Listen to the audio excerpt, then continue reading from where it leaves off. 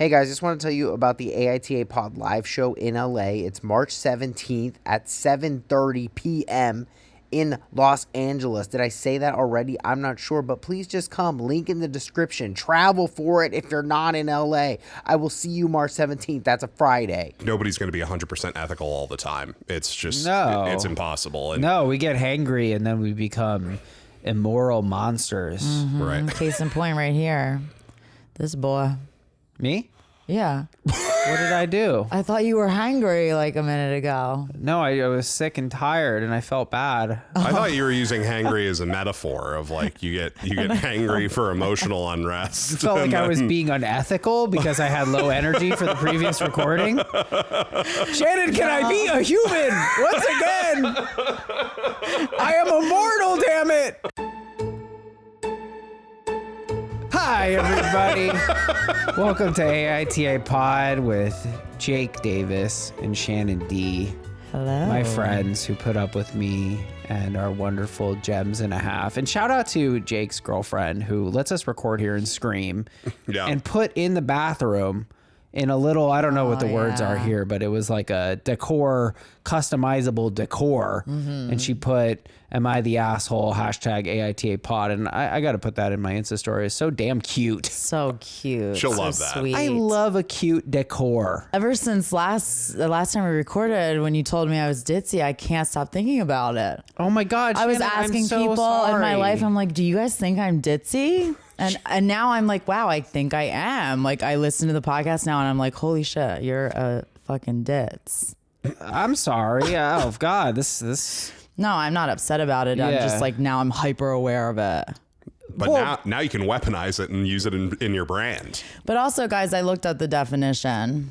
Of dicks. Shannon loves the dicks, definition. yeah. Okay, let's go Because this then route. once I looked at the definition, I was like, well, that's pretty, silly. I'm definitely silly. Yeah, That's I was a going to say fact. too, it's not necessarily like it's not like calling someone a dumbass or an idiot. It's more like, yeah, let's get the definition. It's silly or scatterbrained. Yeah, And think I that's would fair. say that's fair. I always just think of it as like, oh gosh, fellas. That's a great character. Is that Ditz? Oh gosh, fellas. Ditz How do I turn on this light? Ditz McGillicuddy, what are you doing in here? This is the boardroom. So no one. Well, I mean, I feel bad that I'm like stuck in your head with a comment. Like, do you want me to apologize or? No, anything? you don't need to apologize. Yeah, I'm just. Well, the pod now is. I'm just looking at myself differently. Like I've had a whole existential crisis over this. But no, you don't have to apologize. Well, I mean, I think it's a likable. joking around. It's a likable trait too. Really, you think? I think it can be. I mean, I think like I want more lightheartedness and playfulness in my life. Like it's really not that. And I can go to a serious place, but I love when I'm with someone where it's like they won't even engage me on that level. And I'm like, yes, we're not even going to go there. It's not even an option with this motherfucker. Yeah. It's like how being a smartass can be charming, like if you're Chandler Bing, or can make you insufferable, like if you're Chandler Bing. Nice. Hey now. Hey That's now. a fair critique of Mr. Perry's performance as Chandler Bing. That's true, but I love him. But Shannon, do you feel? I mean, I like when you brought Feetgate to us. You know. Yes. Did you know that might go against you? Yeah, I had a feeling. You had a feeling. Okay. Well, after my boyfriend pointed it out to me, like I never thought I was doing anything wrong prior to that. Okay. And then once he pointed out to me and was like, yeah, well, you need to ask your podcast. Like you need to put it on there. You need to and see what ask they your say." podcast. Welcome to 2023. He had so much confidence about that topic. He Yeah. Oh, knew yeah, what Jew. response He you were knew. going to He get. knew, yeah. So, I've learned a lot.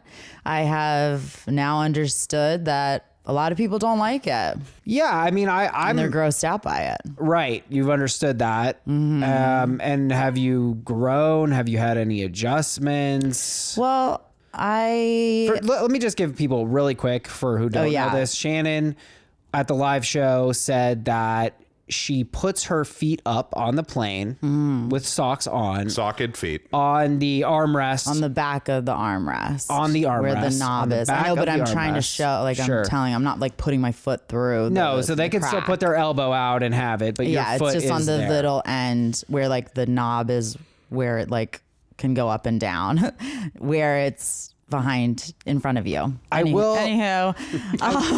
ITA myself because I think, look, the weight is really, you can feel that. You can feel adjustments in the weight. You can just feel it kind of shaking you. And I remember once when I was like 17, I went to a movie theater and my logic was that if I didn't move my feet, it was fine. And I put my feet up on the seat in front of me for like an entire movie. And at the end, her husband was just like, "Why did you do that to my wife?" And I was like, "Do what?" Well, why didn't they say anything 17. earlier? Yeah, I know. I actually thought if it was so You're gonna annoying. say They didn't even something. look at me. They didn't want to interrupt the movie for everybody They were else. good people. And I'm sorry. I am sorry, guys. You learned. Who was seeing Avatar. Shannon, I would take note that Danny did not come with that story while you were on stage at the live show. Yeah. Well, I was defending I was a teenager. Yeah. You know, you're a grown woman. That's fair. You He's know. got us there. Yes. Well, listen up, everyone. I did have some listeners message me, which was very sweet, having my back.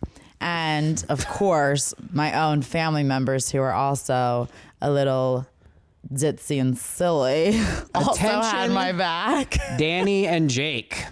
This is a submission. So I may be Shannon's sister. Hi, emoji of waving. And maybe that gives this less weight. Yes, it does, Shannon's sister. There may be a family pattern here. Plus, I know you've heard gross things about me in the past. Cry, laugh emoji. What have we She heard? was talking about when I told you guys how she drank her pee for class before. You don't remember that? For class? Yeah, she was in like a organic medicine remember class in Hawaii Okay. in college, and she had to drink her own pee. That was a part of the class. That was on the syllabus. Piss drinking? Yes. It must have been optional. Oh, but yeah, she we're was talking- down It with must have it. been. It's extra credit, Yeah. but it is on the syllabus. We were talking about the pisseroo that your dad was victim to. It was that episode. Oh, yeah. So we were talking about it then. Okay, well, we got another piss drinker in the house. Plus, I know you've heard gross things about me, but not only do I support her choice to put her feet on the back of armrests in an airplane, I also do this as a full-grown adult. Now, am I the asshole for doing it? The answer is, quite frankly, dear, I don't give a damn. This is one of those things where I'm okay being an asshole. Do I think I'm being a harmless asshole? Yes. Do I find shoes and what's the bottom of shoes to be grosser than most people's feet? Yes. So if I'm putting those sweet little toes of mine... This is part of the problem. You called them toesies. Your sister's out here calling them sweet little toes. Up on the plane, they are most certainly shoeless, usually with socks, but I've been guilty of bare feet. Am I uncouth? Sure. But us Lewis ladies own it, and we don't give a damn. 2 cry laugh emojis. And then she said, P.S. Been loving listening to you guys. Thanks for the laughs.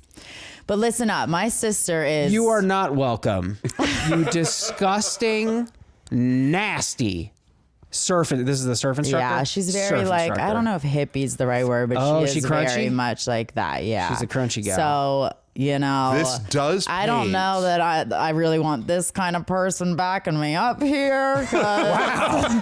Because she's not really the most, you know, she'll do anything, this girl. She drank her own pee. Yeah. That doesn't. Now, So I don't know that this is helping my case at all. It is. Okay? Yeah. It is. Yes. Okay. because Yeah, now okay. I'm not. Now this isn't Shannon going rogue. Yes. This isn't you out in the world making up your own rules. Oh, well, you better hear what my mommy said then. You grew up before you say that. This is my assertion here. The Lewis clan Yeah. rides like a Dothraki horde wherever they go. Dothraki horde? It is strength through numbers, and it is Okay. culturally imprinted that we shall hang loose. This is a family of proud parking lot owners, surf school instructors, hang glider pilots, and people who love going on The Price is Right. They have cracked into the matrix and have hacked reality. Yeah. To where they are living at a different state of ethics than us. So while I do not believe they are right on this topic, Right.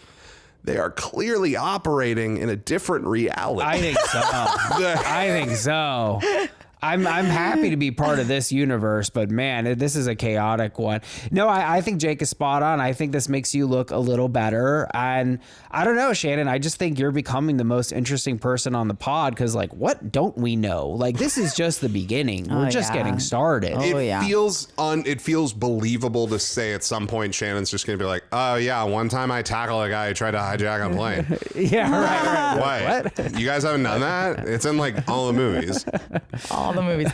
Okay, but going back to my sister's comment, that is one point in my favor, I think. I do like where she says that she finds shoes and what's on the bottom of shoes to be grosser than most people's feet. Because I did have a couple people reach out to me and say that it's okay to do it, but with my shoes on. No. Now, I didn't necessarily agree with that. I was just like, that's interesting. Because the bottom of people's shoes are pretty nasty. Yeah, well, here's the thing. There's no reason for the bottom of your foot or shoe to be that close to someone. Mm-hmm. So That's God's business. Where I'm coming for your sister is she claims, do I think I'm being a harmless asshole? Wrong. This is harmful is rounding up here, but it makes someone uncomfortable. They can feel your weight, and that kind of takes you out of just like you can just feel it. It's a presence. No one's ever said anything. That doesn't mean anything. But they've never said it to any of these people that are writing into me saying that they do it. No, it doesn't. There's not because a single person. That's all anecdotal, and to be honest, like.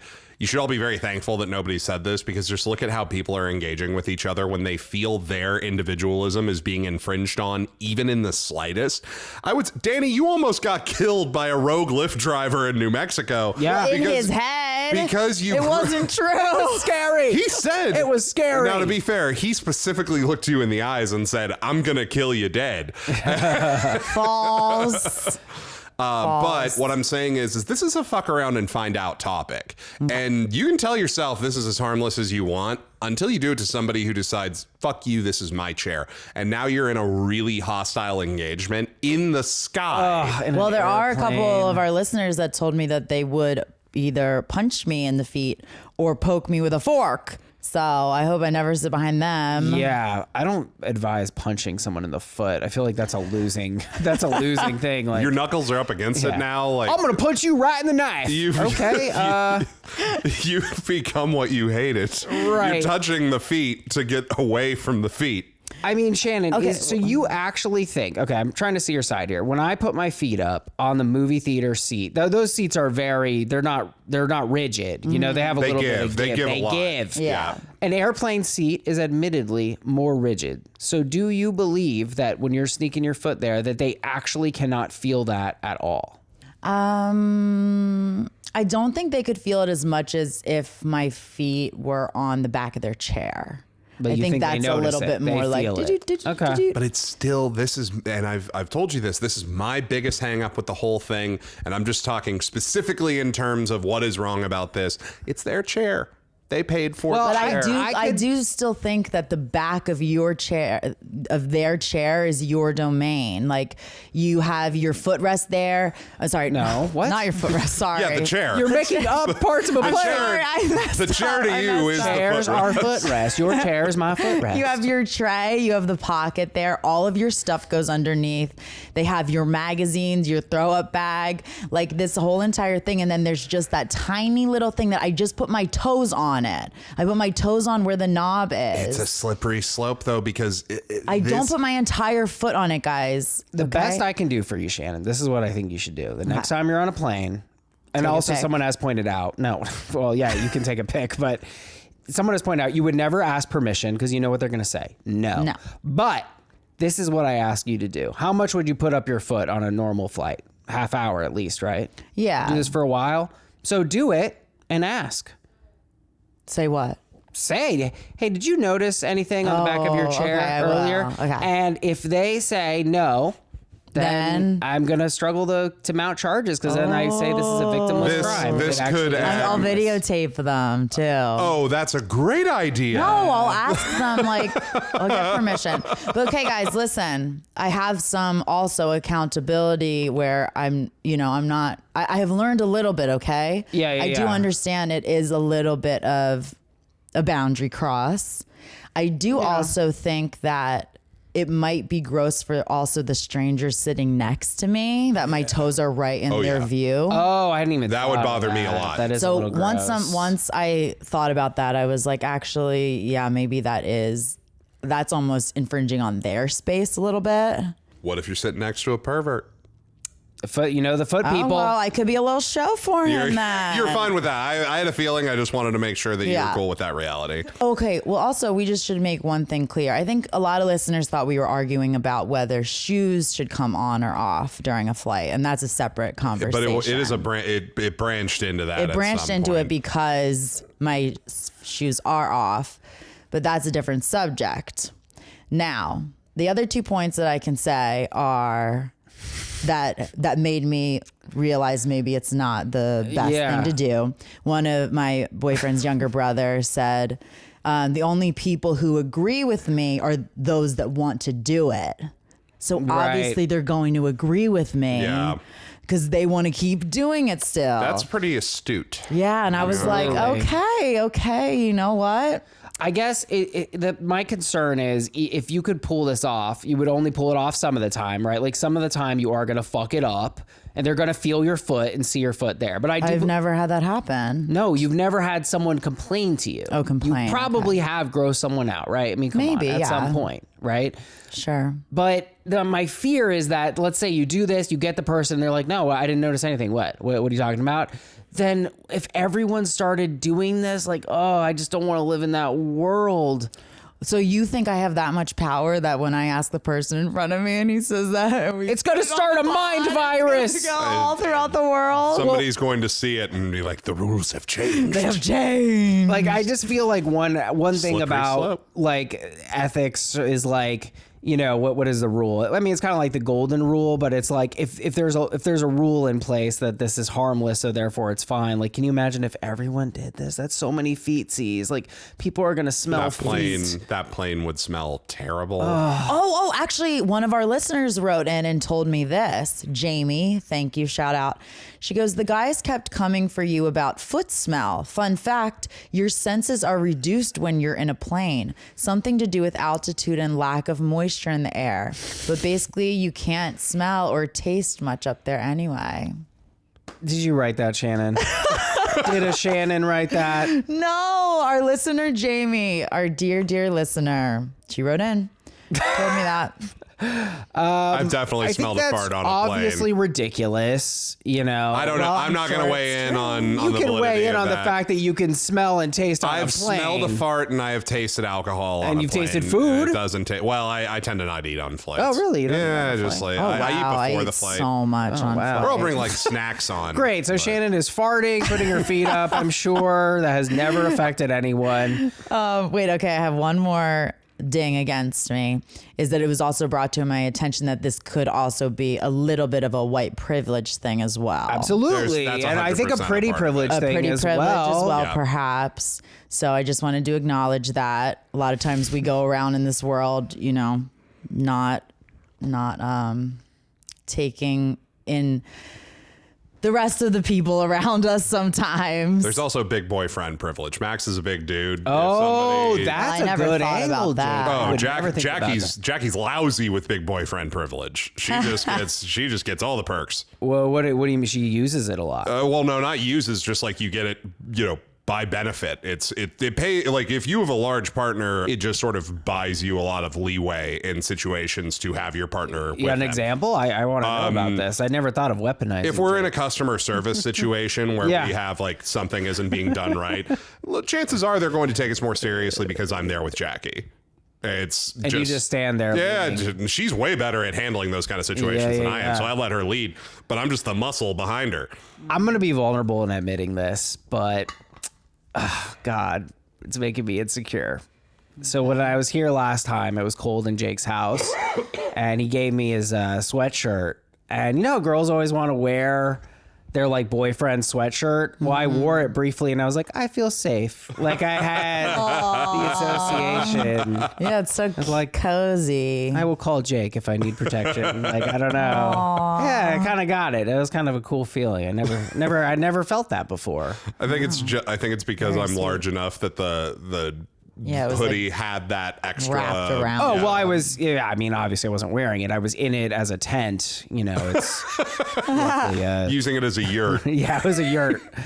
But no, I think that you've heard from so many people over this. It's clear that this touched a button with a lot of people. And I think it's very impressive that you listened to as much of it as you did, because you could have very easily been like, whatever, dorks, I'm going to keep putting my feet up. Yeah, I don't really think I honestly will anymore, because I'm like super self-conscious about it now. Well, yeah, so like I'm more aware of like, the person next to me. Yes, you're saying good things. But I'm also that's called empathy. Yeah, but I'm also not saying to those that still want to do it that you shouldn't do it. Okay, well, we can live with that. Bit centrist of you, but fine. On the matter of, I'm not telling them either. I don't want them to be like, Shannon, you turned against me. They know. AITA. For putting my feet on the passenger seat in front of me's armrests, I think we agree. No, YTA. What you just said? Oh, we were so close. Oh my God, I've had enough. Soft YTA, Shannon. Soft. Okay, soft. Very soft YTA. I'm a firm soft. YTA. Firm on this. Shannon is learning. She's growing. I'm impressed. I'm impressed growing. with the lessons learned. Hey, I'm going. We should have Shannon sing more. I like her singing. Oh wow, thanks, guys. Well, I went to the Rado. I did some snowboarding. It was a great trip. Shout out to Shredder Vega. Yes, my Shredder Vega. Childless cousin. Shredder Vega. Taking him on the slope. Crazy child-free cousin. We've always been united in our chasing of adrenaline, sensations, wild. Whatever you're doing, it's incredibly difficult to navigate. She's like doing that thing where like I'm not saying exactly what I'm. At the same time, it was pretty impressive. How was she doing that? Okay, do it again. So we went to Colorado and God damn it. I didn't even say English at all. Now I lost my point in the story. Where was I? You were chasing adrenaline. Yeah, I'm in hills. And this is we were talking before the pod about this. Like I think like it can be. One thing I've learned is you just got to put people in their little compartments. Not everyone needs your best friend that you talk about every single issue with and all your drama and all your interpersonal stuff, da-da-da-da-da-da-da. And like, it's like, find your commonality and then like fucking go for it, baby. And so that's what I like about this crazy child-free cuz. Shannon, can you stop doing so many hijinks? What is going on? You are like a cat at a yarn factory. Oh, I just got a little hyper here, guys. Okay, she's getting crazy. But anyway, so we've always hit it off on this note. We go to the Colorado, and the amazing thing that happened is that he loves to tell like dad jokes. So we get in a gondola and it's like, it's fucking 8 a.m., dude. And it's like our group of 4 and then like 4 randos. And he just starts popping jokes, and doing well, by the way, like doing well. Not scrambling like from one joke to the next, trying to get a laugh. Like he's killing it. He's going at it, telling the jokes, getting decent laughs. Like, there was like 2 old people that were kind of like, oh, okay. But like they were all kind of smiling. And I was like, honestly jealous because like I would never do that. Like I'm just like a very much like I'm more reserved. Like I just don't get crazy with strangers. You wouldn't do a hot 5 on the ski lift. I would not. No. If there's a camera on, I'll be crazy like to get the shot. But like I would just never do that naturally. So anyway, he does this a lot. He tells these random little jokes. So whatever. The trip's going on. And then we have like a shuttle. We get in the shuttle. Okay. We sit down. We're like talking, and all of a sudden the bus driver is just like, "What does a fish say when he runs into a wall?" And I'm like, what is going on? I didn't know this was like a type of person. I thought this was my cousin. And dude, he literally just fucking blasted jokes, okay, for like 10 minutes straight. Just joke after joke after the bus driver. He was stealing your cousin's shine. Yeah. I was like, what is going on here? And he did it, and he kind of had a set, right? Because it's a ski town. So he actually opened on all this anti-snowboarder shit. And then he started running out of steam. I guess he felt like a pressure. The ride was longer than usual. And that's when he started doing like fish into a wall. Like then it was like it was popsicle stick. Like we're like calling the punchlines. Yeah. So then my cousin, he starts telling his jokes. They had like a joke competition. Wow. That's such a terrible bus ride you were on. Dude, and I felt you enjoyed pressure. it? I mean, I was just like, I can't believe this is happening. Like, I don't know. I guess I think it is a boomer thing to like wield these little jokes, like street jokes, right? And like street jokes. Yeah, that makes them sound so edgy. But I also felt pressure. I was like, should I do one of my bits here? Wait, but your cousin's not a boomer. I mean, whatever, Gen X, you know. Like I mean, on the cusp. He's on the I mean, whatever. He's older, but I mean, do you notice anyone in our demo who would ever like just pop these random dad jokes off? Like, I feel like it is a. I've met people who are good at that kind of quippy, just pap pap pap, do a little, but like that specific brand of setup punchline. Yes, jokes. That's what I mean. Really, our generation, I don't think. Yeah, that's what I likes those kind of jokes. And I'm like, what is the workflow here? Because these men, they know dozens of these setup punchline jokes, and they tell them very well. My dad is one of these people too, and I'm like, did he fucking memorize this shit? Like, what is going on? Yeah, well, especially as a tour guide. Yeah, no, I mean, I think that guy's smart. I feel like he probably gets pretty good tips. You know, It's all a part of the job. There were a lot of men in my family who were riddle guys. Which is why I fucking hate riddles now. Because 2% of riddles are good. 2% of riddles are like, oh, wow. The other 98%. Yeah. They're just these little bullshit. Like, how was I supposed to know what Let me you're over the fucking bridge, you motherfucker. I don't have time. But wait, you're saying they would spin these riddles like to a stranger, or was something just like conversationally, if they felt like, sitting on the porch. How does that play out? Do you remember any of them? I remember one of the good ones, because this is the only one I remember. Railroad crossing without any cars. Can you spell that without any R's? Railroad crossing without any cars. Can you spell that without any R's? Yeah. No. THAT. No, I reject this. So that's the best one. It's kind of a joke. It's kind of a little like. I like ones like that though. But the rest of them will be stuff like, I am pink, but I am not round. I am short and can't be found. And then the answer is just nothing. And it's like, my God. It's fuckers. Yeah. What are we doing? What are we doing? So I would prefer rapid fire jokes like that. Yeah, so no, like, you're making do you me want to feel so stupid? Yeah, exactly. Like that's way more likable. It was an amazing trip. Big shout out to my cousin. He hooked it up, and yeah, it was really fun, guys. I like the mountain. I want to go on the mountains with you guys. I'm excited for that. Oh, I always think of you, Jay, because I'm like lodge guy. Lodge guy. I want to go skiing so bad. Y'all go nuts. I'm gonna post up at the lodge. Would you really happily sit in a lodge for like 6 hours? I'd probably, I would give thought into getting out on the slopes and try skiing, because I've never tried that. You would? Snowboard? I'd give it a shot. You would? Yeah. Give it a shot. Dude, I'm getting back into shape. I'm feeling good. Like, I can give it a try. Let's do it. Yeah, I want to go skiing. I have skis. I'm down for anything that just takes the show on the road, just get us. Oh yeah, we're gonna start being a traveling show. I think that would be so much fucking fun if we could just go play mountain towns, Oh yeah. Love me a mounty town. The podcasting people are back. They're bringing us stories and yarns of assholes and not be assholes. All right, guys. Well, we got one heck of an app for you today. Super excited about that. But Shannon, why don't you tell these people about Patreon? Oh, so you can join our Patreon. There's a bunch of different levels. Starting at $5, you get bonus episodes. You can get stickers. It is just a jolly good time in there. Join our Discord, and you can submit on our website, AITApod.com.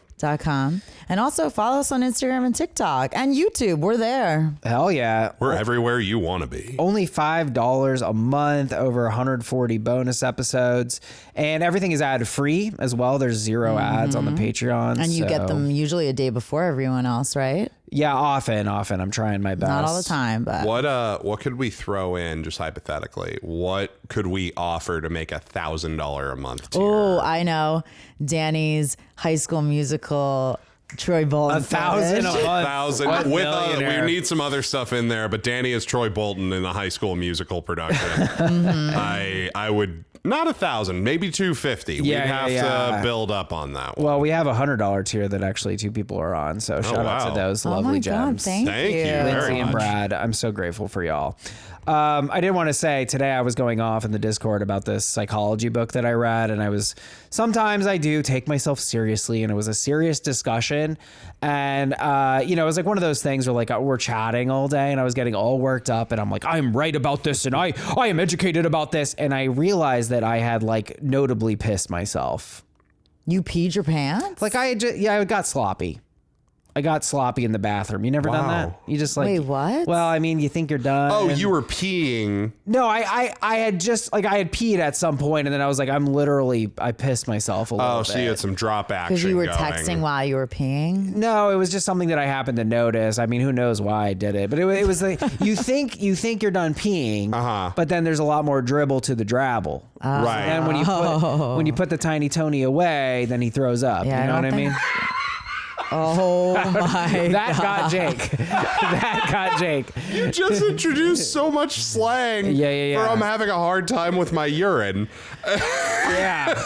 But it was The Tiny Tony. Is this the name of your penis? Yeah, sure. Why not? You named him that? Tiny Tony. Tiny Tony. See, but that's like strong. Hey. That's a good name for a penis because you. anybody who's named Tiny is never tiny. They're always like, that's the true. cliche. I was gonna say I'm really. That's like the henchmen are usually named Tiny. Tiny And then you Tony see them and you're like, that's not Tiny. And then he's got a buddy named like Big Joe or something. Big Joe's a little guy who does all the talking. Yeah, exactly. I like my penis being Tiny Tony because it's under promise, over deliver, and I think that's opposite of Pete Davidson's lore at this point. But Ariana, she did him dirty. Right. Oh, what did Ariana say? Because he has a joke in his special about how she said that his dick was big, and he was like, now she set me up for failure because now every woman thinks my dick is big, and then they're gonna see it, and it's gonna be like, womp womp.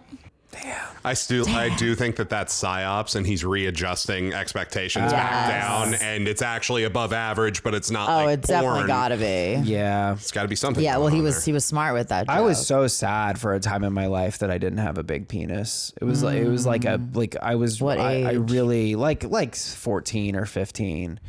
Like legitimately being like, oh, this is just, life would be so much better. I actually thought that it would be so much better if I had a penis that was bigger. I think that is weirdly, especially the age we were growing up at with all the teen sex comedies, having a big dick seemed so important in the media that was being sold to us. Same with like big tits. Sure. Yeah, of course. It was bigger and better was the theme. The Ford Excursion was on the market. Right, and people were right. buying it. It was needed. We can't beat the Taliban if everything isn't big.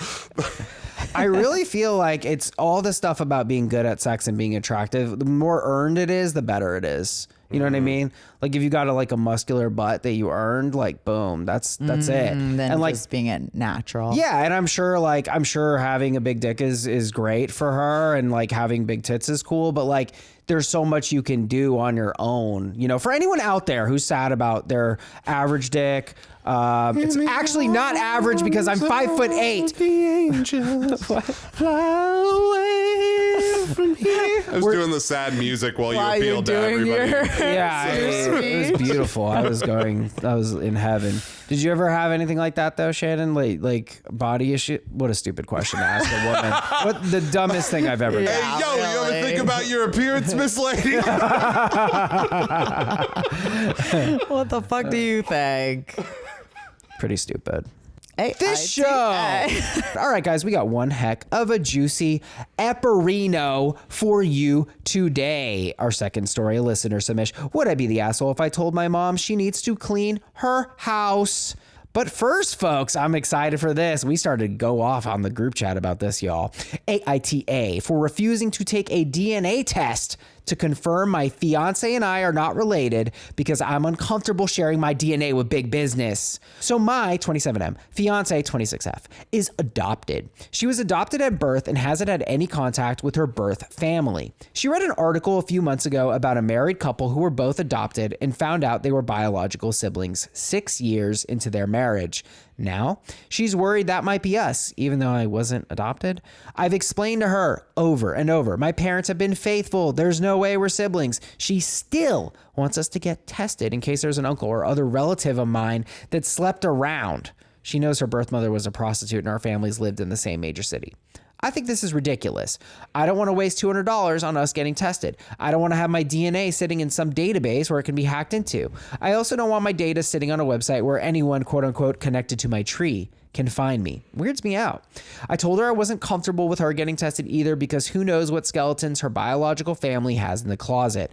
I don't want her to find out she's related to bad people and then be upset. I also don't want half of my future kids' genetic makeup sitting in some confidential, quote unquote, corporate database. I told her this, she still brings it up. I may have crossed a line today when I told her she was being disrespectful of my family by indicating one of them may have abandoned their child. She started crying and left. She's not answering my calls or texts, and her sister is calling me an asshole for saying mean things about her biological family. As far as I'm concerned, they abandoned her, so they're dead to me and I don't owe them any respect. On the other hand, they are genetically related to her, so maybe by proxy I'm calling her a deadbeat too? I still don't want either of us to do the test, but I have a feeling this isn't going to blow over. AITA. Some pretty harsh language there at the tail end. A little bit more, getting a bit more personal than necessary. We don't know the story of what's happening there. I may have crossed a line today when I told her she was being disrespectful of my family by indicating one of them may have abandoned their child. Well, she was abandoned. Exactly. So you're kind of hitting that. That's hitting her in a very sore spot. It is a very rude thing to say, like, did you fuck any prostitutes? And somebody say no, and you say, you sure? That is that's pretty rude. That's what she said, and then he came back nuclear, and that was not called for. Well, because also, like, I don't really feel like she's saying that to him in a rude way. I don't think she's being like, I bet your dad cheated on your mom and effed this prostitute. I think she's more just looking like concern for, I know that my mom was a sex worker in the past and I would really like us to get our DNA checked. I'm sure that your parents weren't effing around, but at the same time, we should probably get it looked at. But if she's asking them specifically, the father, because that's the only situation where this makes sense. She's asking the father specifically, did you ever have intercourse with a prostitute? That is something where if the child of that dad might get kind of protective of, like, take him at his word. I don't think he would, like, lie about this. He loses me where he's uncomfortable with her doing it. You can't say shit about that. I'm with you there. She wants to do it. Let her do it. That's her body. If she wants to run her DNA into a thing, that's her right. I dated somebody whose mom was adopted and got a DNA test and was able to connect with an entire chapter of her family, like dozens and dozens of people that she got along great with. So there's a lot of advantages to doing this if you want to do it. Yeah. It's a total personal choice. Right.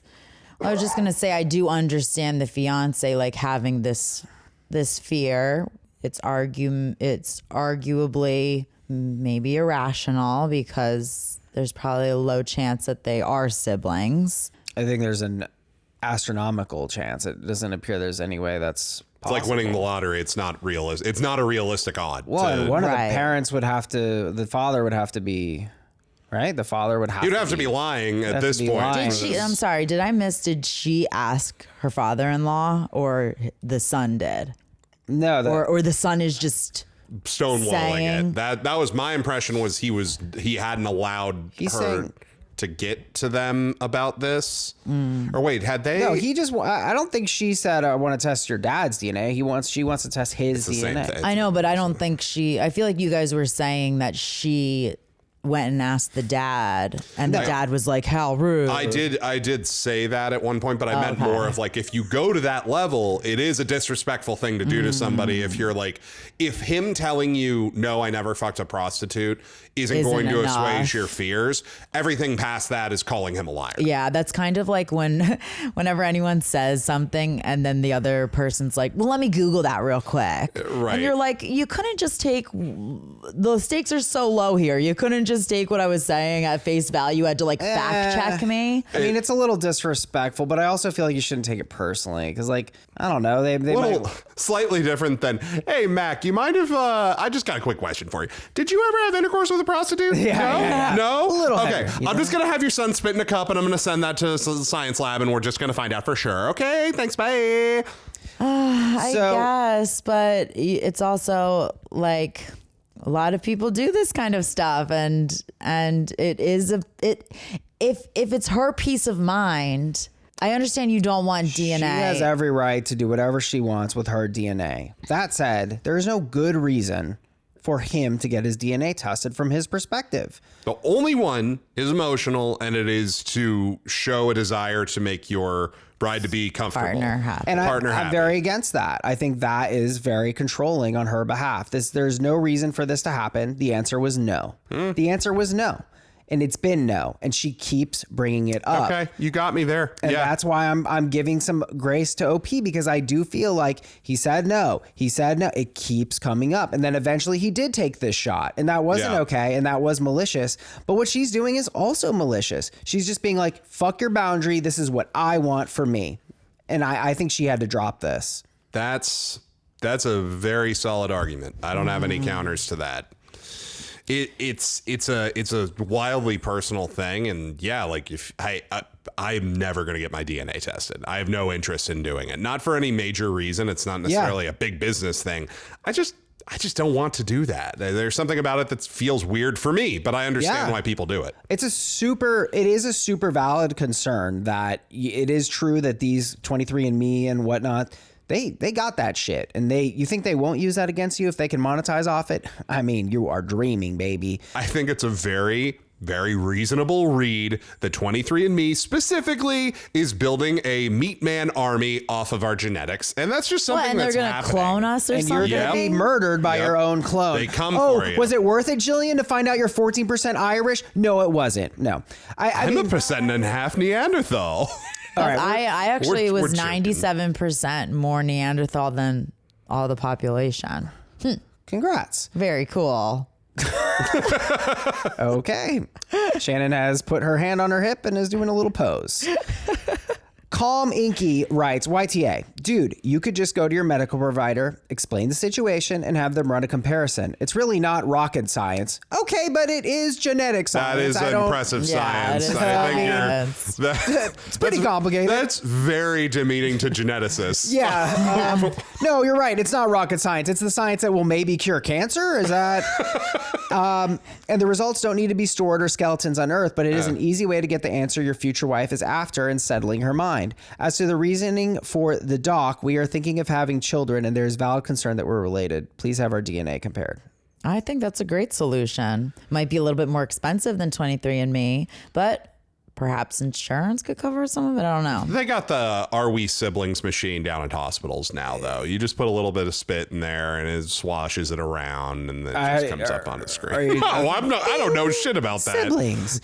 Yeah, I mean, it's not rocket think science. This is again like if someone. Okay, so she's asking this thing, go do this thing, right? Presumably it's a 23andMe vibe, and he's saying no.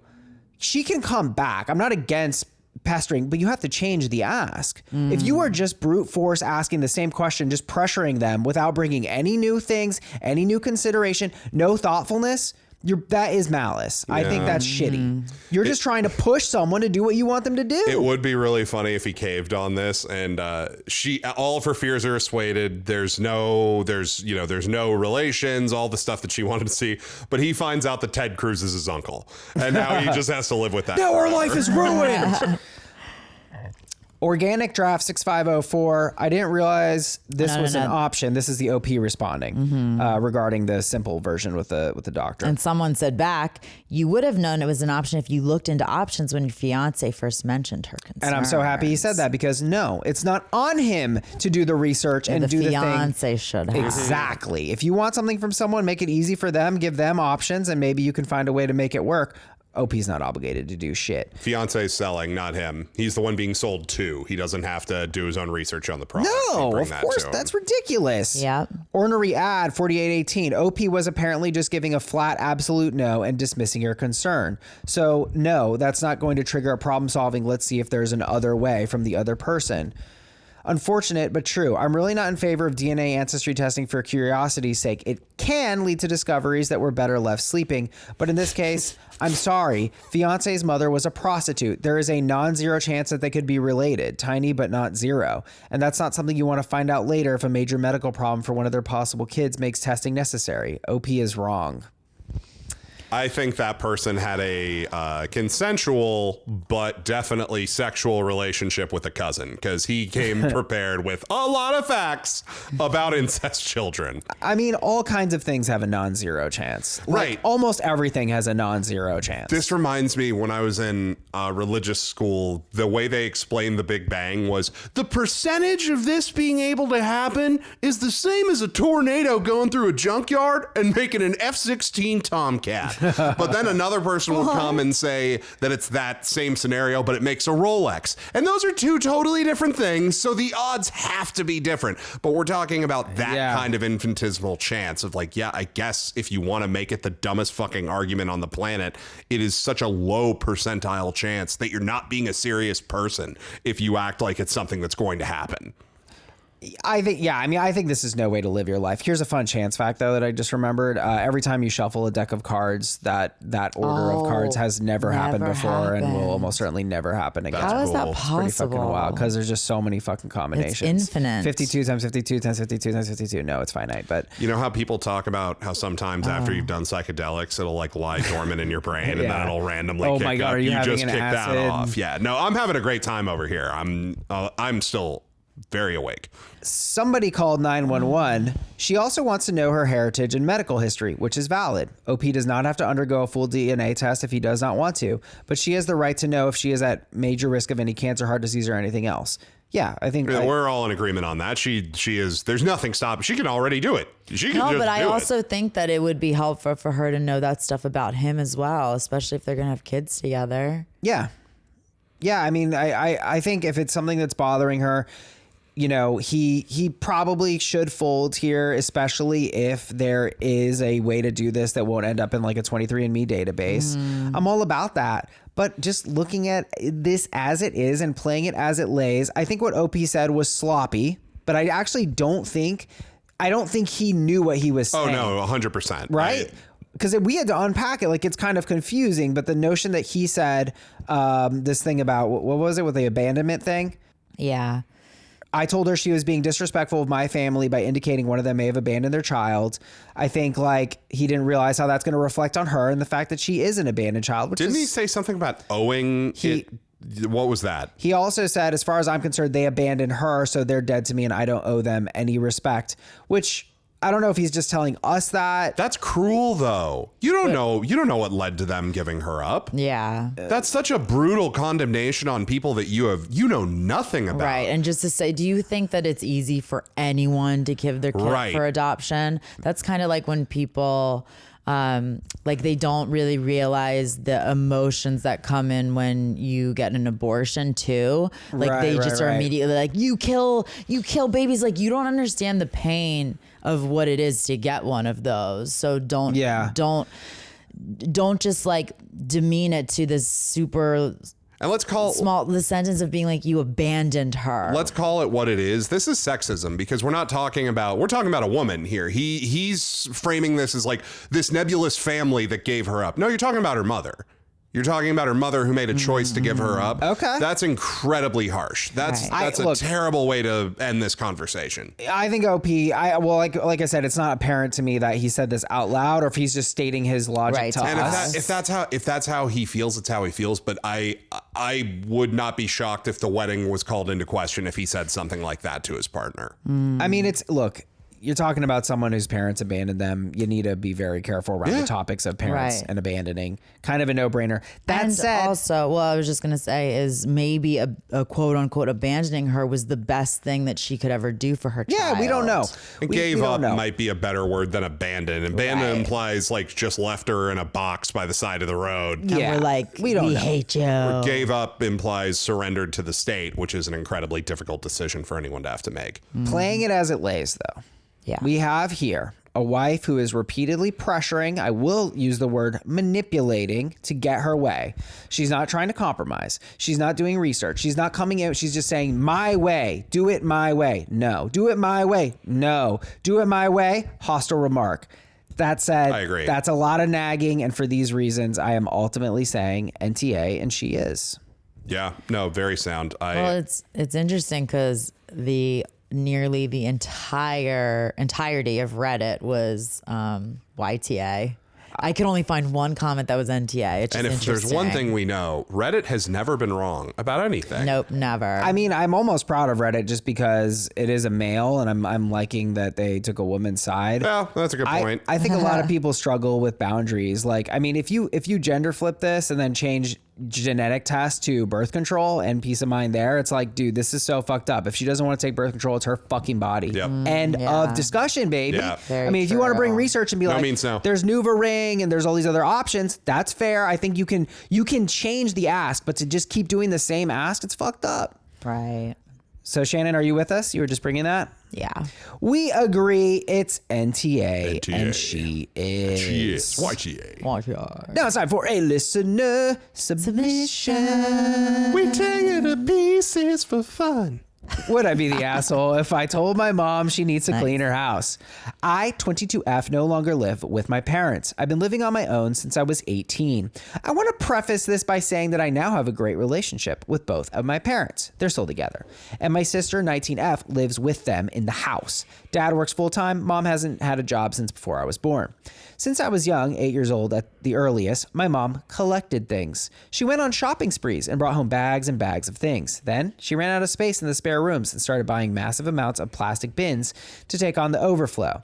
The garage has held bins stacked to the ceiling for over 14 years. This is giving me anxiety. The clutter has now overtaken every single room in the house. It was pretty bad when I moved out, and I knew that I could not function in a space that was cluttered. It was not good for my mental health, and that's part of the reason why I was so excited to leave, to break the cycle. I was so excited to have the freedom to get rid of things without guilt and feel comfortable in my home. I should also mention that she would get super mad if we ever wanted friends over because she felt like she would need to hide her mess in the other rooms if we had guests. If I'm being honest, I feel like my childhood was a little screwed up because of this issue. I went over and had breakfast with my dad a few weeks ago. Mom wasn't home. And he started talking about the clutter. I hadn't heard anything about it for a while. And when I visit, we generally stay in the living room and kitchen, which are regularly cleaned. So it took me by surprise. But we used to talk about it all the time when I lived there. He said it's gotten worse. And he said to go look in their bedroom. So I did. I was shocked by the mess, huge piles of clutter, just enough space to walk to and from the bathroom. Their walk-in closet was packed too, and there wasn't enough room to even get to the clothes. The room behind the closet was completely inaccessible. My dad's office and the entire basement where my sister has a room are in the same shape. She used to have standards about it, would make sure things were clean. Now only the kitchen and living room are clean. The bathrooms are so bad I had to clean them myself while visiting to leave with a clear conscience. I'm not trying to say that cleaning is her job. It shouldn't be, but she is the one bringing this on herself and everyone else who lives there. She won't let anyone else touch her things. And when she does clean, it has to be done a certain way. If anyone else tries when she's around and it wasn't done her way, she would get frustrated and angry. It's turned into full-on hoarding, and I can't see a way to get through to her. I want to talk to her about this, but I'm not sure it's my place. It's technically not my home anymore, and I don't know if it would do any good. My dad has tried to address it, and when I lived there, I used to secretly get rid of things, but both methods were met with the same angry reaction with her, with no progress. I worry even more now because my parents aren't getting any younger, and the mess is going to just continue to become even more overwhelming and probably unsanitary. Right now, it's definitely a fire hazard as well. All I really want to do is help my family to live better, happier, and ultimately healthier. I would literally be willing to help her through the entire process of cleaning up. I would even do it myself, but literally every time someone tries to talk to her about it, she just gets pissed off and nothing good comes of it. I have a feeling that if I do talk to her, it might ruin our relationship. Would I be the asshole if I told my mom she needs to clean her house? Hoarding is so scary. It's such a terrifying thing to have to look at. And I can't say that I've dealt with something that this extreme, but I do have a family member, close one, my dad, who I saw showing signs of stuff like this and seeing this acclamation of just like a whole room that should be being used for something else. Yeah. Not being used for that and just being used to hold stacks and stacks and stacks of DVDs and CDs and stuff that's well past any kind of reasonable use. It's terrifying. It's terrifying to see somebody starting to display this, and it just shows you that there's something going on here. And right, it's not a topic that can be broached with a heart to heart. It's something that's going to take help. You're going to need allies in this. You can't do this on your own. You almost need an intervention, honestly, because there's definitely is something going on, whether it's emotional or mental, depression. I don't know. Like, there's a lot of different things that can cause hoarding. Right. And I don't even know how you go about this. It's really hard to reason with them. You need a professional in the mix You on this. definitely don't tell them what to do. You don't say clean your house. You don't start throwing out their stuff, right? It's just definitely not. That's not the answer. I mean, I think the first way this is really like any kind of myriad of things where it's like what we have is a very defined pattern of behavior. It wasn't nipped in the bud. It's been slowly evolving, and now it's reaching like, well, we're pretty close to unlivable, you know? But I think, you know, we're not experts on hoarding in particular, but I think like classic conflict management rules like always come into play. And I think a heart to heart is the right way to start, but you've got to just open like, I'm really concerned about you. You know, I don't feel safe in this house. I don't feel like this house is serving you and your needs and your happiness. And, you know, I think we need to start looking at how maybe to look at this with a professional, things like this. And you know, you can bet that this is not a one conversation and it's done thing. No, this is a process that you're going to have to kind of work on. But I think OP, one of your first steps is going to be like lining up with the rest of your family. And you've got to just, and I don't think you've done this at all, but like you've got to move away from a problem solving attitude toward the actual hoard of shit. That's much later. Right. Because it's coming from inside the house. It's coming from her. Wow. There's some emotional issue, some safety thing, you know, and obviously this pattern of behavior isn't serving anybody. No, and I think too, one of the biggest issues that you're facing here is they genuinely do not see a problem. That is, you're telling them the sky is red when the sky's blue. And denial is the first sign, you know, it's like that with any like addiction, any compulsion of any kind, you know, so you're going to have to like really get in there, but the way is not head on. The way is to talk and honestly, probably just listen, right? Like you got to get her to talk and just listen and slowly just build it up until you can get to a place where saying something like, why don't we go see a counselor and just, you know, maybe see what happens, right? Like, you can't hit her with, you have a problem and we're going to fix it. You know, I don't know the philosophy of interventions. I'm not super familiar with that, but I mean, it's a television show. So maybe that's where this goes. I mean, speaking of television shows, there's a whole... well, not in a TV sense, but I'm saying if you gather, right, the rest of the family, the dad and the sister, you know, you don't need to call it an intervention, but just be like... Do you guys not know there's a show about this? There's What's a show... What are you saying, intervention? Yeah. No, there's a show about hoarding. There's a show where they hoarders. They publicly do this with people. I've always found that a little exploitive. I've never been comfortable with that concept of a show. But doing this in like that kind of system, somebody who's trained to deal with people who deal with this. Yeah, you need to bring that in. Yeah, you need to bring that in. You definitely hire someone, but I think there might be a first step where, you know, you get the family aligned on this thing. Yes. This is a big dragon. You're not just going to go in and just slay this problem by being like, clean your fucking house. It's filthy. You know, you're gonna have to be a lot more loving than critical throughout this process. It's gonna take a lot of work, just listen, emotional labor of a massive kind. And I think if you really care about someone, like it's your mom, and you think they can climb out of it, you know, you do this for them. But I mean, honestly, your dad really should be taking the lead. That's my view. It's his partner, and it's his house. It's his house, exactly. So he has way more of a horse in the race, if you will. Yeah. And I think horse in the house. There might be in there. There might be. The old saying, horse in the house is worth 5 in the apartment.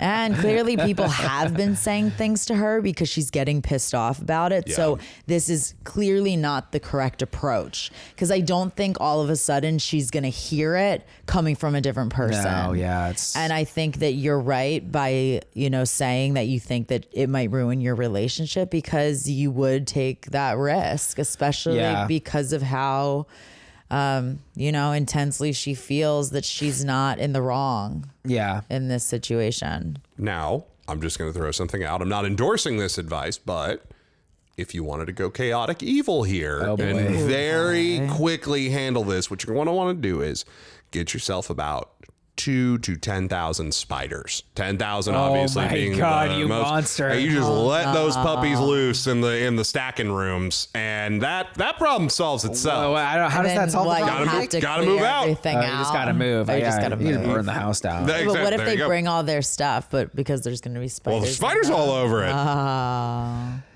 Don't do that.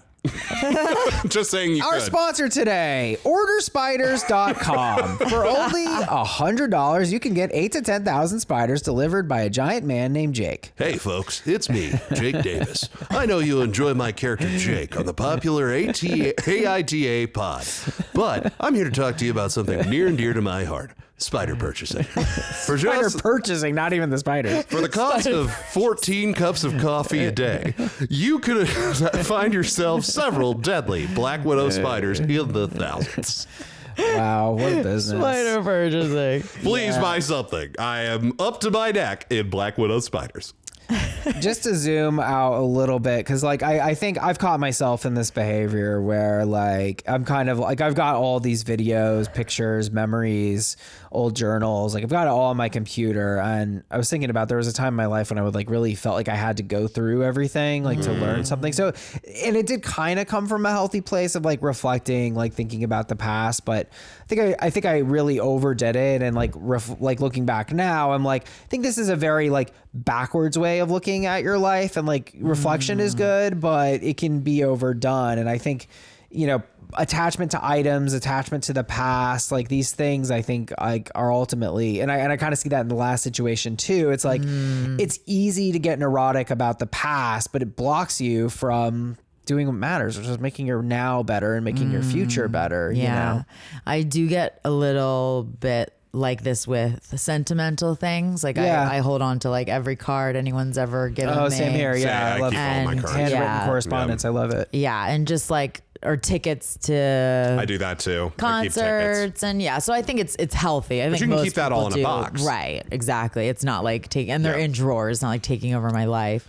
But I do tend to get a little bit sentimental about the past. And sometimes when I find myself going down that whole, I remember I did that when I turned 30, I was looking at all of my 20s, going through all my pictures and stuff. And actually I think it was nice to almost end that chapter. Okay. But there were definitely feelings that were brought up. I was kind of spiraling a little bit about what have I accomplished. And, a lot of it was amazing memories, but to just constantly have just reminders everywhere and rooms of, I don't know if that's what she's searching for, but that's the thing, is she's also just buying things and then putting them in storage immediately. Yeah. So there's a purchase and reward element to it as well. And a lot of times hoarders, I don't know if this woman is like this, but a lot of times they just even hoard magazines and take out trash. A lot of it's trash. Yeah. So it's not even it is sentimental things that are going to bring you joy. Right. Yeah. It's my grandma, actually, she wasn't a hoarder, but every surface of her house had stacks of papers on it. Yeah. Our her kitchen table, the dining room table, the this kind of desk that was attached to, I guess it was kind of a counter in the kitchen. But going through that stuff that my aunts and my mom had to do when they passed away, it was just such a headache. It was organized chaos. Yeah. It was weird. I never know what was there. Right.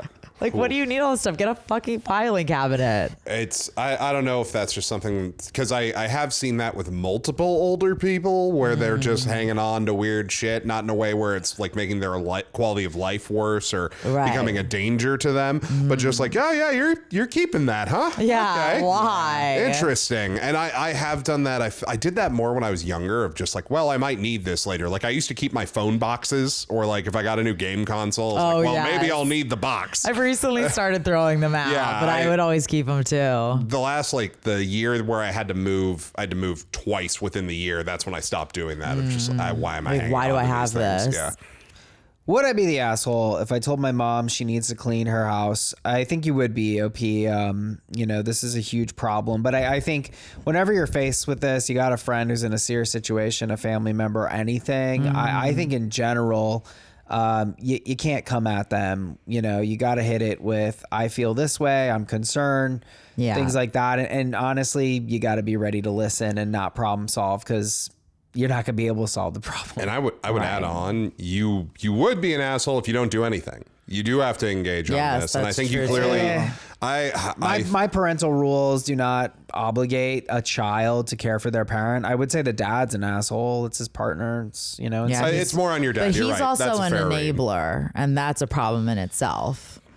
A lot of people... This is dangerous. Okay. This is dangerous. And you're right. There is an enablement here. If he's, by not standing up and getting in the way of this train, it's... And people that enable have their own set of problems. Right. That they can't stand up to, but to their partner. You clearly really care about this, and that speaks to your character. So definitely handle this, approach it, but get help. Yeah. This isn't all on you, and I think that's the most important thing. And your heart is totally in the right place. Yeah, I think this is probably a good fam. Just approach. It's all about approach. And it really does seem like nobody called mom out. So, I mean, these might be some of the most polite, sweet people you ever met. And that's where this can go. I mean, there is a point where, not being direct with someone and frank is actually super detrimental. It's enabling. You're right. And some people can be unhinged and not called out. I mean, I had this dear friend and everybody loved her and spoke highly of her. And then, we were out in public and she just said that she puts her feet up on airplanes. So anyway, we agree on that. Much love to all. You got me. Oh, I got Jake. You got me so good. Thanks for listening. Please rate, review, and subscribe. We'd really appreciate it. Join us on Patreon. Over 140 bonus episodes, ad-free things. You can yell at me on the Discord. You can talk to Jake about tabletop games. You can talk to Shannon. Apparently she has a whole... You and your little supporters should just get a whole plane to yourself and just all put your feet up. Won't that be fun? Oh, that would be fun. Let's plan a trip, guys. So join us. It's a great time. All right, guys, we're going to wrap up here on a listener submission. Oh, and be sure to submit. AITApod.com. We've been covering all the submissions pretty much. You will get a response, folks. Here we go. AITA for giving my brainwashed and bigoted driving instructor a 5-star rating. I-28F recently decided to get my driver's license, so I found a local instructor. Good reviews. After a few lessons, I knew I found the right one to get me the confidence to pass the test. I pretty much thought he was just a typical 6-year-old boomer with random comments about kids these days being lazy and unmotivated, referring to most of his other students who are teenagers.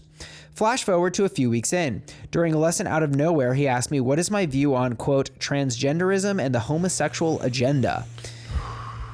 I was taken aback by this and did not really agree or disagree as I was focused on driving. However, he proceeded to tell me that he is a Jehovah's Witness, which by all accounts is a cult of brainwashed victims, and how he cannot wait for God to destroy the world and all the sinners to be wiped off.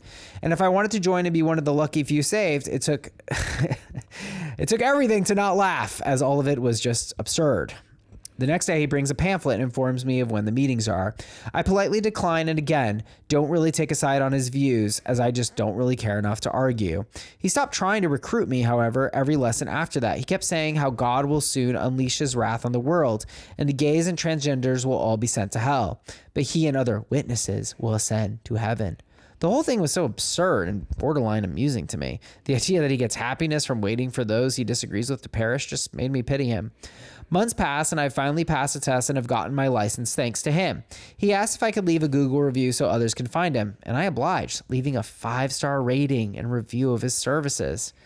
Upon telling my friends and family of my long-awaited success and the brainwashed views of the instructor who finally got me through, many of them felt it was wildly inappropriate for him to voice these bigoted views, and I should have fired him and left a bad review, and that by not shutting him down arguing, I'm indirectly supporting the hate he is spewing.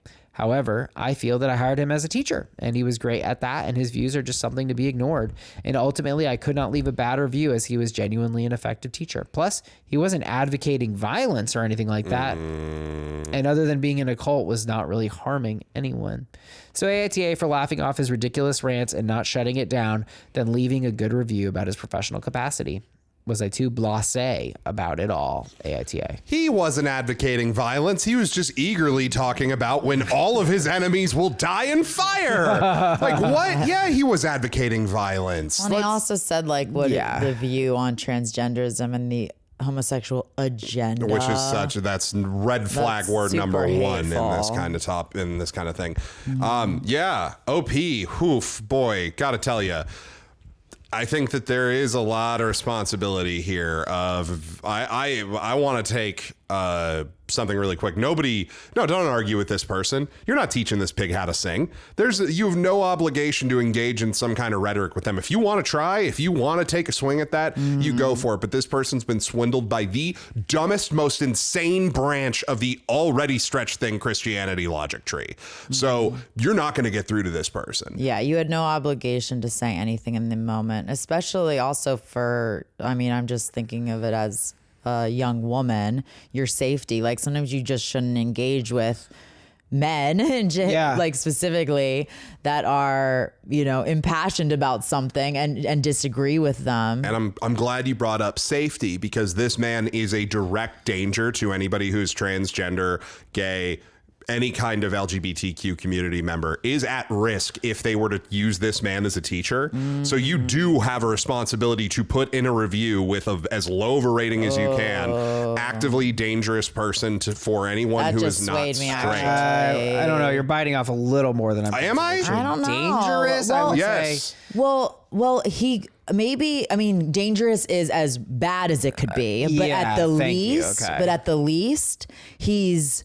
What if he asked a gay person, or a transgender person? He's trying to do that. You don't see the danger here. I don't like the word danger, I didn't quite agree when he said he was advocating violence. I think he immediately... We don't need to go that far. He's immediately screening people to find out if they are on this spectrum of people that he hates. This is somebody... Hateful. He is looking for a fight. He's being very hateful. Hurtful. I'm with you at hurtful. He's looking for a fight. I think, for me, dangerous says physical danger. Well, we're just saying that's harmful, the worst it could get. Hateful. Bigotry is dangerous. We are living in a time where the fires have already been lit, and people who are willing to display this much hatred right out of the gate, they are willing to do some stupid fucking shit. I just don't feel the need to go that far to say that it's dangerous. Look, this guy is hateful. That's objective. Reasonably objective. That, what he's doing is harmful, and it would absolutely ruin the class for anyone who is transgender or gay or anything. Is he? I don't think Jehovah's Witnesses are particularly dangerous, but there could be dangerous people in any group of humans. The Jehovah's Witness is a straight up fucking cult. All religion's a cult, but to varying degrees. Why do you say dangerous? Like, because they're repressive danger? To women. They are an advocate against the safety of and gay they don't people let you in celebrate culture. Christmas. That too. Okay. Yeah, it's a really, really toxic division of the faith. I'm with you at toxic as well, totally. And look, I think I agree with Shannon. I think I've come to this realization that a direct confrontation with a guy when you're a young woman is like ill-advised. You don't know where that can go. Right. Your personal safety could be threatened. Could be dangerous. I'm objecting to OP saying that that's part of the argument. Ignore that part. That part is not your job to argue with. But I do think you had a responsibility to flag this person as, I think we can all agree, showing the potential to be harmful, and if you want to say worst case, just hurtful. I think bigotry is outright dangerous. It ignites the flames of violence, and this kind of attitude is somebody who is a few bad days away from doing something monstrous. I think what I would do, this is what I think is a good meeting in the middle, is to maybe not give them a 1 star, but perhaps give them a 2. or a 3 and say, I was really happy with the services that he provided. However, I do want to say I was a bit uncomfortable with some of the stuff that he was saying, and then explain what he was saying. And so as a driving teacher, he did a good job. What are you laughing at?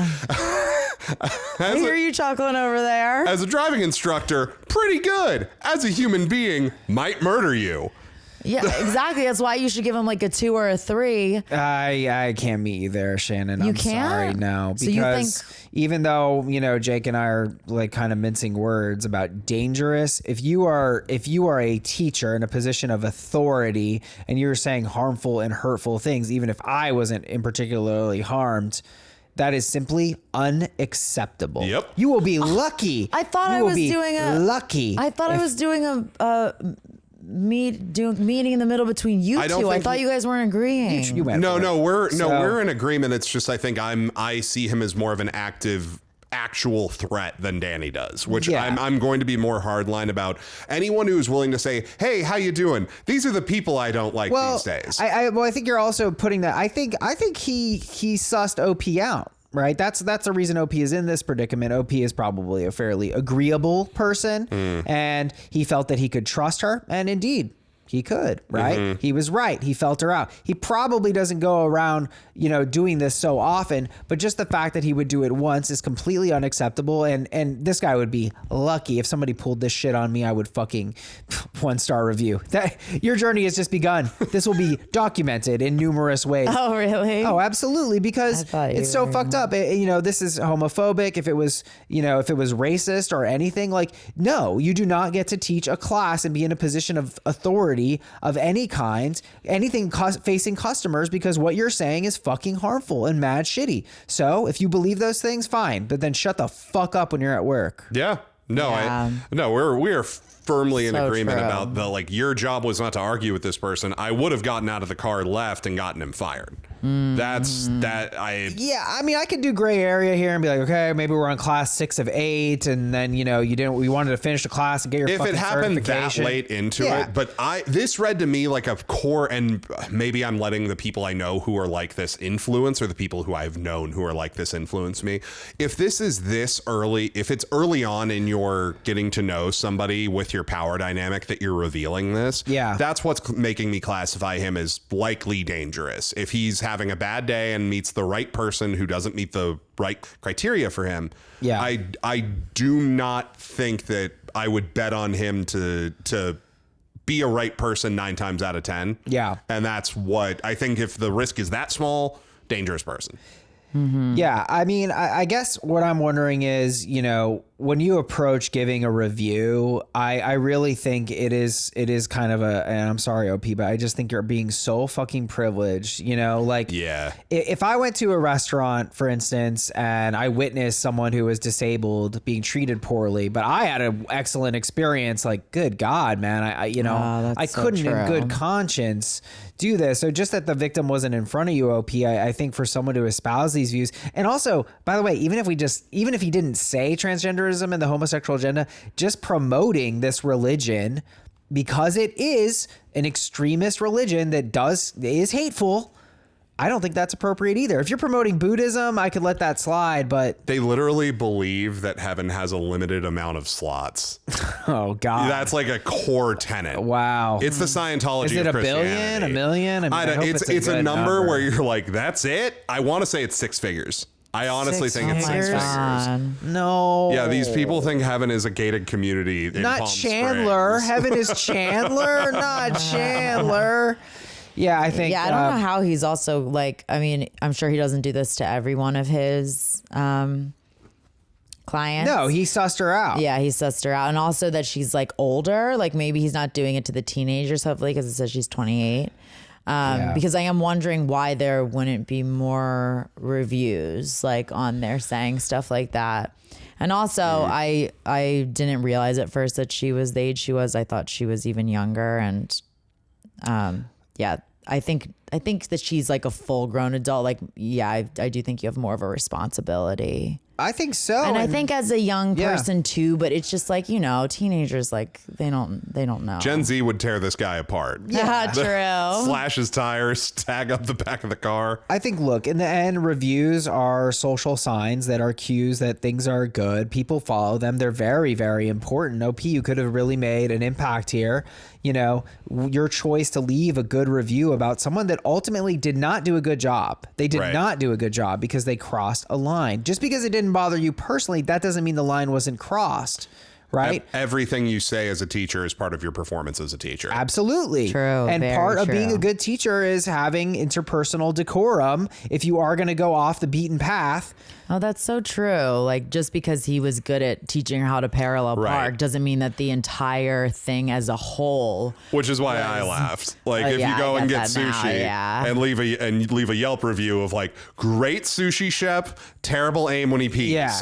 There's like, well, that second part's a lot more important to me than being good. Right. Why do you know that? I think as we got, this is a privilege check thing, OP, I don't know your level of privilege, but you're straight at least. And I think you got to be aware of these things because, fuck off. You're not getting a good review if you're saying bigoted shit in any capacity where you're facing a customer. I don't care if I'm personally offended. I mean, what? You're not going to offend me. Like, I'm a straight white male. What are you going to say? Right. Like, call me short, I guess. But like, you got to report these people. Fucking narc their asses. Like they're being shitty. Yeah, you didn't have any obligation to put yourself in danger for sure. And I do want to address too, like if this wasn't something that, if this did come up later in your experience with him and he didn't ambush with you this out of the gate, I was speaking pretty hot at the opening of this. And if it was early on, I do feel that strongly of like, this defines who this person is. He's dangerous. If he's gotten to know you for a while and thinks he can kind of pull his hood off a little bit here, then I think that's something where you're kind of the best move for you is to just get through it as quickly as you can. Maybe tell him sternly, I think that's a very disgusting way of view, and I don't think you should be a teacher. Like, I think you should still leave the class, and good on you for doing this, by the way. Good goal. Well, actually, I'm almost pretty sure that these two are in a car together driving. Just one-on-one? Yeah, it's a one-on-one. No, that's how I understood it to be. Okay. Oh, so they had kind of an intimacy and a connection. That makes way more sense. And then he knew they were straight and that he could get away with it. So if it happens later on, I understand why this wasn't as an immediate deal breaker for you, but I think you still should have probably immediately told him I no longer need your services. But that's something to learn from, I guess. Because I wouldn't. I mean, because we've talked about it. I'm not that assertive. So you wanted to give him a 3-star review earlier. I can, in good conscience, give someone. I mean, it does change my view. I don't think I was just trying to be in the middle. But no, we're goofing. No, you're good, Shannon. I mean, you gotta ding people for this. And look. I would say I have less of an issue with you like finishing the class or whatever. I have more of an issue. That's what I was going to say. Is I probably would still finish. Yeah, if you got to finish whatever, you got to finish. You already invested in it. Especially if you paid for it, you have like 2 lessons left. Do it. But my point is to give him 5 stars is really just so self-centered and like being. It really is, because it's like, well, yeah, it was a good experience for you, but like this person is being shitty, and like you've got to ding them for this. And you've got to socially signal to the people that would be victims of this and would be harmed by this. Let them and by the know. way, I want the driving instructor who isn't a piece of shit and says things like this and harbors beliefs like this his name. for them to get more business, right? So that's another reason to give a 1 star. I'll tell you guys a quick story. I don't know if you know it. I think I've told it before, but I was in a bus and the bus driver checked his phone, and I was like, okay, didn't really like that. And then we got in stop and go traffic and he was fully scrolling Instagram. I took a video. I had him 30 seconds scrolling Instagram, and I didn't say anything to him. I just had the idea that I shouldn't. I don't know why. You secret choppered him. I secret choppered him. I sent it to Bolt Bus. I didn't hear about it for months. And then a couple months later, they're like, hey, that guy's getting fired.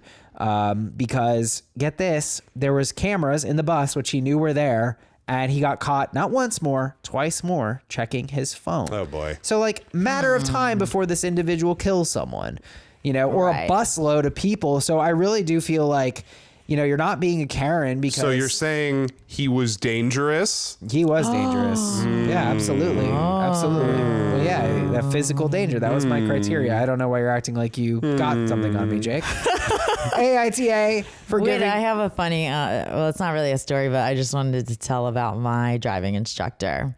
His name was Carl with a K, and he wore these that back brace with the suspenders, you know what I'm talking about? okay. That goes on the outside, big belly, so that they just the suspenders and the back brace held up his belly.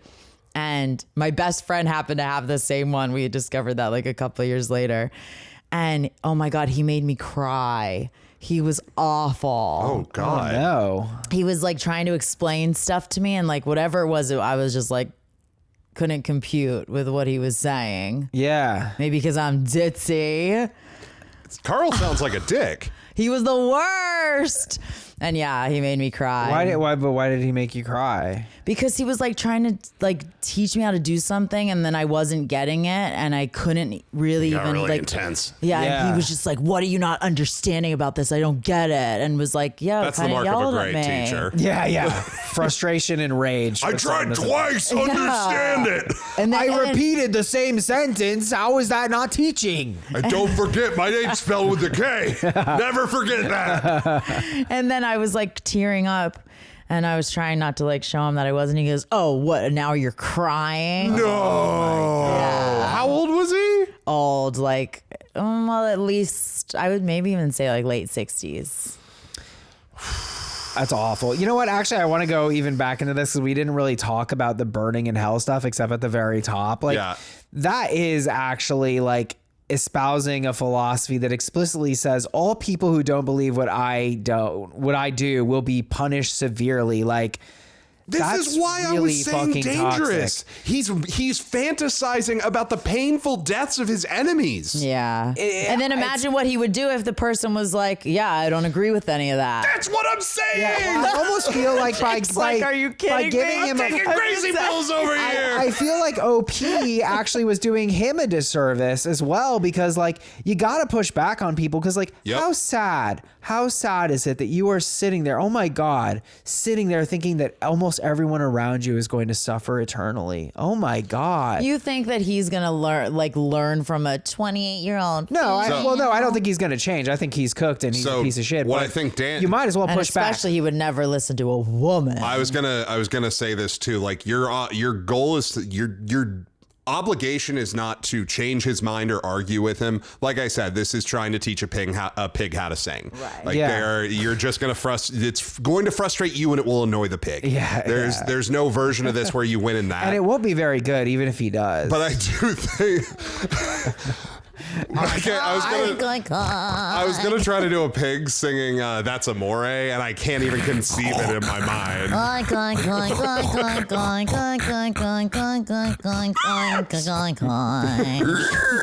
Okay, that's a chorus of pigs oinking. It's not quite a pig singing. But I think it's a hit. But you do have the obligation to provide that pushback of hey, I don't know how many people you talk to about this, but this is unacceptable what you're doing. And I don't need to continue this on with you any more than this. You've said enough that I'm out. And I would say, yeah, I mean, if you want to bail, but I would say, or say, is there another teacher that I could work with for my last 2 lessons? Yeah, well, ding this guy, ding them. But I'm saying too, also the fact I did OP could separate the things. I feel that would make a very compelling review. He was a very good driving instructor. He clearly understood how to drive. However, the things he said after our lessons were completely unacceptable and not becoming of the profession. That is basically what Shannon said. For me, that's exactly what I said. Yeah, and then give him 1 star. Okay, that 1 star. Yeah, we disagreed on the stars. AITA, Shannon, what do you want from me? I thought your pitch was funnier than Danny's, so I thought you were doing a joke a little bit of great driving instructor, I know, total I heard piece you of shit. laughing. Well, no, but that's the best way to give any criticism. That's what I think so too. But we can agree we'll give him 1 star instead. Yeah, that's it. Just give me 1 star. Okay, what are we high-fiving? All right. AITA for giving my brainwashed and bigoted driving instructor a 5-star rating. OP, thanks for the submission. We love you, but you privilege this one hard, girl. But go and change change it. Yeah, Go change this is something you can come and do. And you know what? If you feel real bad about it, get your friends involved. Have a nice little party. Everybody give them 1-star reviews. Good old review bombing. No, Jake, they have algorithms for that. Wow. I guess we're saying YTA BCI. You're the asshole, but change it. I Yes. do want to. Change it. I also want to. Quick retraction. I don't advocate vigilante mob justice. Just want to make that clear. Did you say that? I basically did. I told everybody to go review bomb him when they didn't take classes with him. That's basically virtual vigilante justice. All right. Chaotic evil, if you will. That's. You are. You also said to unleash spiders. Anyway, guys, thanks. It's a business I believe in. Thanks so much for listening, guys, and we'll see you next time. Bye. Don't forget, buy your spiders with Jake. 8247-555-639. Spiders. Now includes one singing pig for free. Longest phone number ever. Yeah, well, the spiders is just the little, like, flourish. Oh, okay.